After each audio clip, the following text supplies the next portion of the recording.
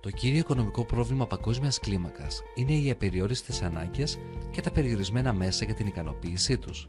Τα μέσα ικανοποίησης των αναγκών ονομάζονται αγαθά. Ανεξάρτητα από το εάν η ανάγκη είναι πραγματική ή όχι, τόσο η έλλειψη όσο και η αίσθηση της έλλειψης έχουν το ίδιο αποτέλεσμα, δηλαδή το κενό. Ποιο είναι το κύριο οικονομικό πρόβλημα με παγκόσμια ισχύ, τι ορίζουμε ως ανάγκη και τι ως αγαθό? Το κύριο οικονομικό πρόβλημα, το οποίο έχει παγκόσμια ισχύ και από αυτό απορρέουν όλα τα υπόλοιπα οικονομικά προβλήματα, είναι το εξής.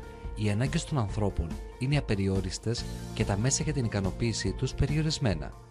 Ας το πούμε διαφορετικά. Πώς με περιορισμένους πόρους θα ικανοποιηθούν οι απεριόριστες ανάγκες? Ποιες αποφάσεις πρέπει να πάρθουν για να καλυφθούν οι ανάγκες? Ο ανθρώπινος οργανισμός κινητοποιείται για να καλύψει την ανάγκη.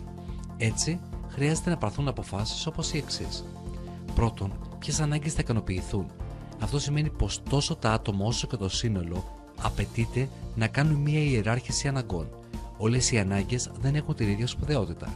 Υπάρχουν ανάγκες βασικές, τροφή, κατοικία και ανάγκες δευτερεύουσες, διακόσμηση σπιτιού. Να αντιστοιχίσετε τις έννοιες της α στήλης με τις έννοιες της β στήλης, γράφοντας τον αντίστοιχο αριθμό της α στήλης στο κενό της β στήλης. Ανάγκες. Υπόκεινται σε προσωρινό κορεσμό. Αγαθά.